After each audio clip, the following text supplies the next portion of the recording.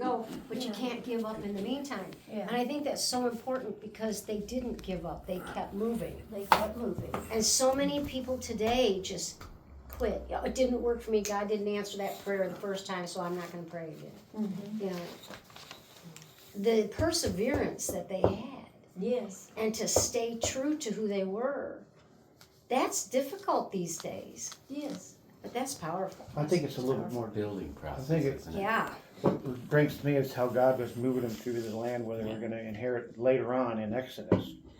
So the whole lands, that's where all the wells were and all that stuff, so, so I think it's also for God to put him where he wants him.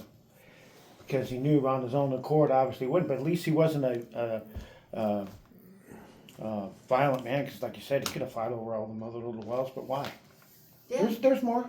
They seemed content with God because of what he had done for Yeah. them previously. yeah, they Yep. knew the Why- stories, they Why knew is he it. gonna, no, we'll just We'll move just to Just the move. come with us. But Abraham, wasn't he a man of peace?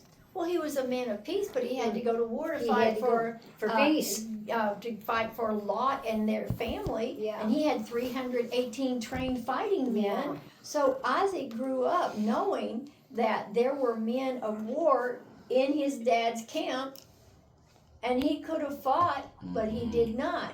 But also there was Abraham also wanted peace too. So Oh, wow, the way I look at that is that the choices, it's a path of choices. You can choose to go to war, or you can choose, in my mind, yeah. the better way. Uh-huh. Just keep moving and not let all those people get at you, because the Bible does say, we know it now, Uh-huh. but it's not till later. It says, I gave you the very land in which you step.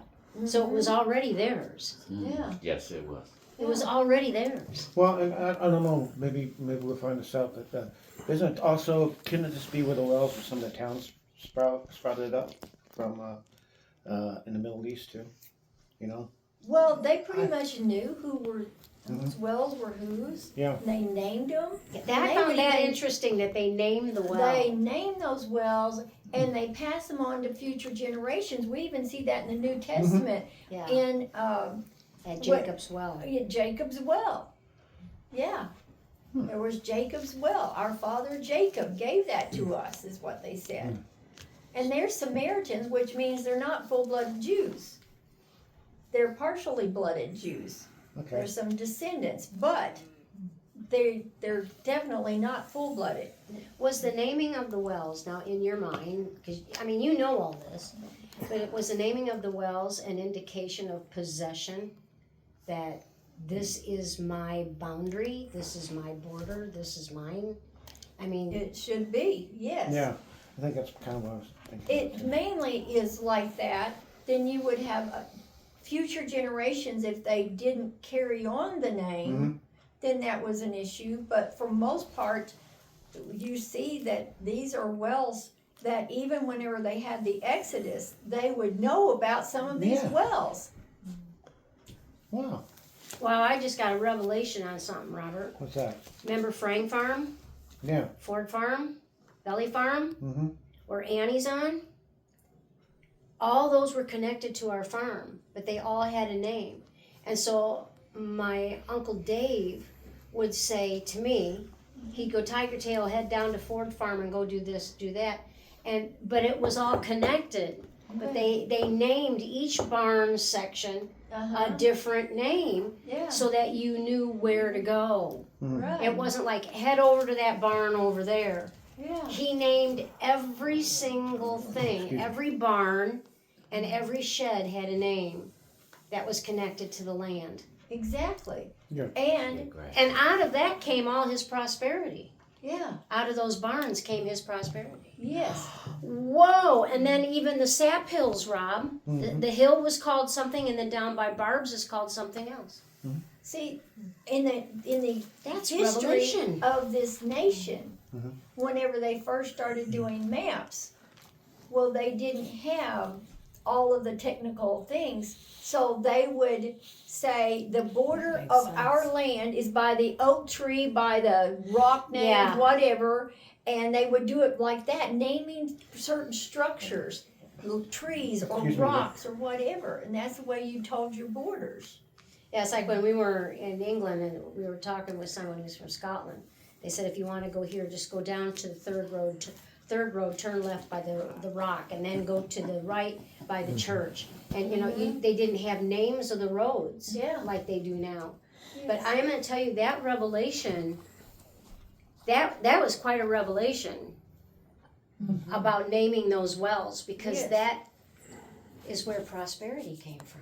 Yes, where they can have life. Yeah. If you don't have water, And where you there's don't life, get there's your- a name. Yes, if you don't have water, you don't feed your sheep, your cattle, your goats, your whatever. You don't have water for your family, you have to have water. So those wells were extremely important. Mhm. So that was the money. Yes. Because if somebody came to the well, now just tell me Yes. if this was it. I'm really into this. Yeah, Yeah, go ahead. Kinda. I am. I'm really into this. Because if people came to the well and they did not belong to the family, they would have to pay to use the water. In some cases. Now, Jesus went to the well in Samaria Right. and he Right. asked the woman for the drink of water and she gave it to him. But otherwise, yes, especially we're going to see that whenever the Hebrews came out of Egypt, then God told them in certain places, you're to pay for that food and Right, that water. Right, in that land, yeah, that's right. Yeah, Yeah. that you're passing through, it's not your land, you pay for it. So yes, they had to pay. Whoa! Would you say that was the first toll gate? Yes, definitely. Well, that's like Elijah riding by the river had his first, fly-by burger. Yeah. So, Yeah, that's good. That's good. I mean, there's, So they, no, that's- they all knew of the story and the promise, which kept them Had to. there. The So yes, fast forward now, that's our responsibility to teach the story of the faith so we can get our promise. yes. Absolutely. So that you understand what your promise is in Father Abraham. For- That spiritual promise. I read that as Abraham went where he went, directed by the Lord, he put an altar and a well. So that must, and the altars were to say, this is God's land, this is God's presence. Yeah. And then, like you said, the water and the well must have been a point of demarcation for everybody who would come later. Like you said, when they did the maps, then they had to go see to where to put the points on the map to show. Right. So that's very interesting that we have an altar and we have water.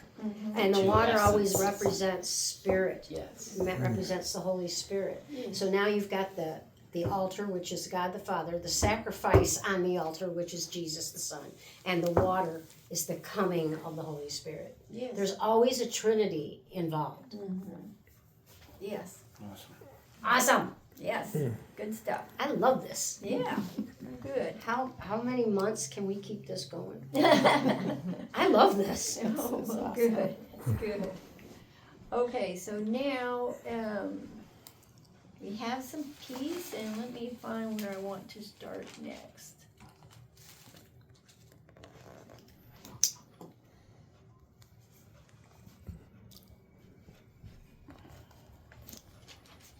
I want to go with, John, would you read starting in 26 verse 28?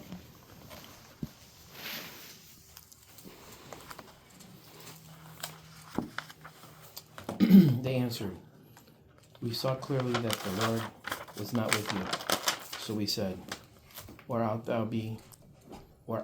to be sworn agreement between us and you, let us make a treaty with you, that you will do us no harm, just as we did not molest you, but always treated you well and sent you away in peace. And now you are blessed by the Lord." How far am I going? Go ahead, to the end of that chapter. Isaac then made a feast for them, and they ate and they drank. Early the next morning, the men swore on the oath to each other. Then Isaac sent them on their way.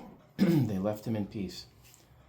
That day Isaac's servant came and told him about the well that they had dug. They said, "We found water." They called it Sheba, And to this day, the name of the town has been Beersheba. When Esau was 40 years old, he married Judith, daughter of Beri the Hittite, and also Basmath's daughter of Eon and Hitti. They were source of grief to Isaac and Rebekah. Okay, Is this like in Sheba as in the Queen of Sheba? no, Okay, not the same. I didn't know if it was the same territory. Yeah, not the same. But we're talking about these Hittites again, and God had said he was giving Abraham the land of the Hittites, the Jebusites, on all the various sites.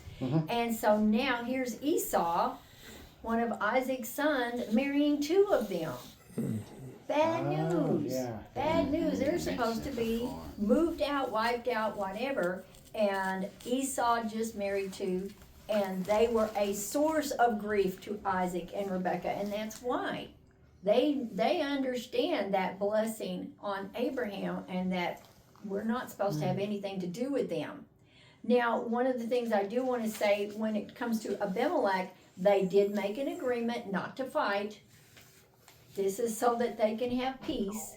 We're promising we won't destroy you, you don't destroy us, because Isaac had become so powerful and so many, he was outnumbering the people of Gerar.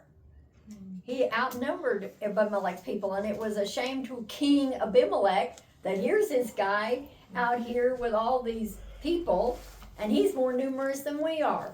So that was an embarrassment to him, and that's why he wanted to move on. But let's have peace. Let's do an agreement here, and they did. At least they didn't enslave them. That's right. Yeah, that's That's right. right. Okay, so now we're going to go into chapter 27. Let me check the time. I don't want Do to. you think that Abimelech dude, because it mentioned he says you're of the Lord, It's 7 he minutes. was a little afraid. Oh, yes. Yeah, They knew Whereas that the Pharaoh Isaac's wasn't. God was powerful. yeah. They knew that. And I don't want to go ahead and get into chapter 27 because we really want to dig into this one. Things are getting ready Let's to eat. change in Jacob's life. So- What? Let's eat. Yeah, we're going to. So they know Isaac's God was more powerful. We're at the Do drive. they also have their own gods? Yes, And They were idol worshippers, right? Yeah, Yes. 'cause Yeah. they were. yes. Also, Abraham bought the land. Abraham had bought a field Yeah. with the Had Canaan a in it. deed. So they have a deed. Right. And That was about the first deed, but wasn't also, yes, that was Okay. the first. it? Real estate Deed. transaction without a license. Abraham. Well, Realistic. there The had been word was your transactions, bond. but not there. Realistic. Um, Your word was your bond. The point I want to make is that even though Isaac is moving along, God had already told Abraham, everywhere you put the sole of your foot is going to be Yeah. yours. Mhm. And Isaac is part of that promise. So even though he's being moved along, it's like, it's okay. It's going to be your land. Even the Abimelech's land is going to be your land too. They just don't understand it. But for right now, in this lifetime, wherever Isaac puts his foot, this is part of the land of Israel or the land of Canaan. So now we're going to have a meal and have a feast of a meal like Esau had and experience that situation, and then we'll continue this next week with chapter 27. Oh my Lord, this is so Well, fabulous. I got a question on our little study, Fabulous. our little study sheet here. Since we Yes. finished 26, it says, what do you think the marriage or spiritual rebellion, is that what we're talking about here? Yes. Where Isaac married That the is Hittite? rebellion. Yes. That was an Why do you act of think the vengeance.